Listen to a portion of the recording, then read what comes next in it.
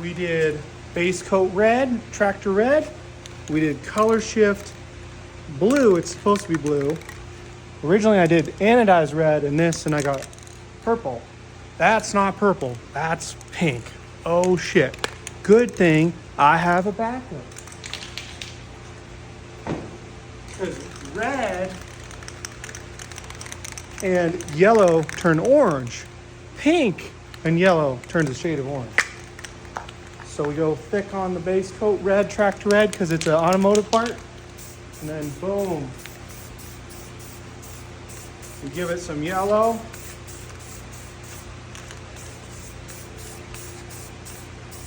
Now we got our base coat pink. And guess what? Now we're gonna have some fun here. And this will match the rear diff.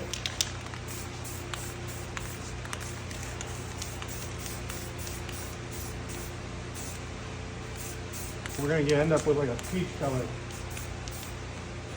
It's okay if we have some sprays like that. And guess what? We're gonna hit it with another coat of Colorshift.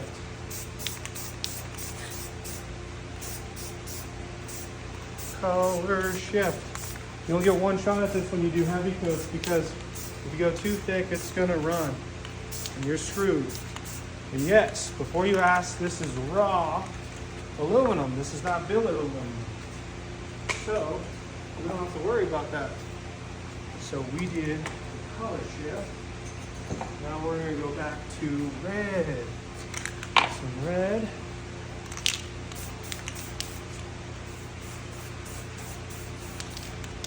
And here's the cool thing. Since it's gonna be a mixed color diff cover, we don't really have to worry about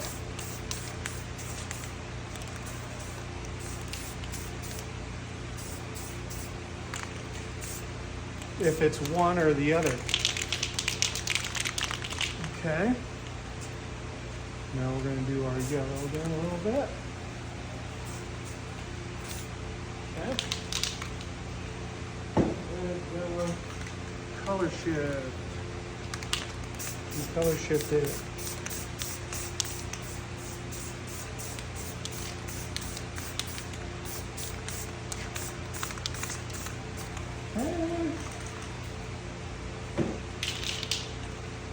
And yes, you should wear a mask. Don't be a retard like myself, but I have a fan and I have the back door open. It's ventilated. You will die if it's not ventilated. Just a little bit of cancer, Sharon.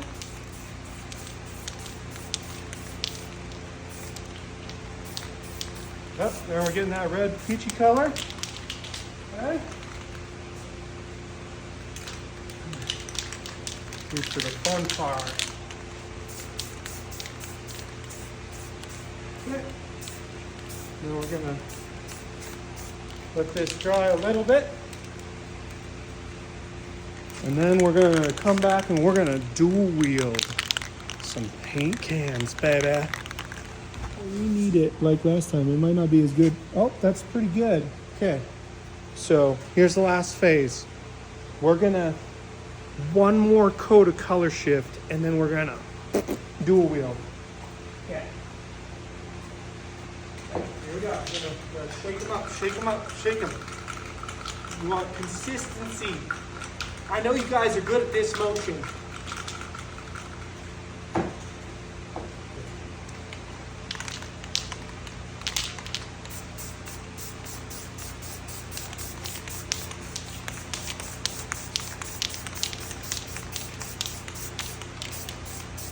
Okay.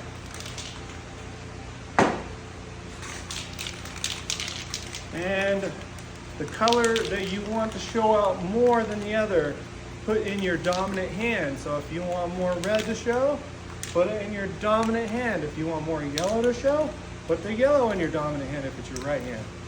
I want a little bit of more red to show. So here we go. Ooh, see, look.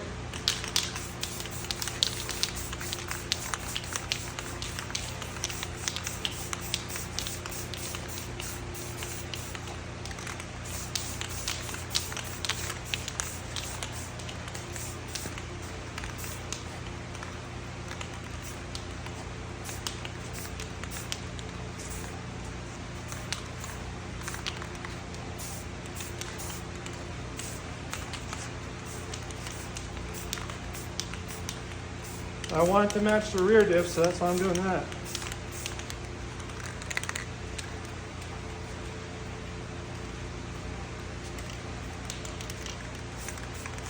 Turned out pretty good, if I do say so myself.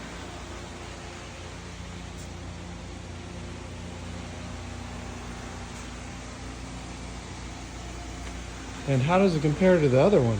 Let's find out. I think I like this one a little bit more, but that's just because it's a little bit nicer of a cover. And of course it's a rear diff. It's designed to do more than the front. Front diff is more just for matching, aesthetic, better mating surface, a little bit more fluid capacity. But this one actually is actively cooling. It's got these channels here that when the truck's driving, it forces air up through these fins, these heat fins, and it actually actively cools. Of course, you have your side glass go here. You'd have a sensor plug. Woo, that was scary. That was scary. Just kidding. Sensor port there. Drain plug and your fill plug. Here they are side by side. Looking pretty good. Looking like they had the same idea. Now, obviously, the Banks was, even though they were both raw aluminum, this was a little bit nicer raw aluminum. I think it was a little bit smoother. So, of course, the finish came out a little smoother as well. Of course, you have the nice Banks in here. This was a PML front cover profile, you know, so if you have the upgraded Gen 4 RAM T conversion from your Y front end to help it steer better, you have a little bit beefier of a bar maybe. This is going to still give you better than stock cooling capacity, dissipate heat a little bit better mating surface, all that fun stuff. So, pretty good.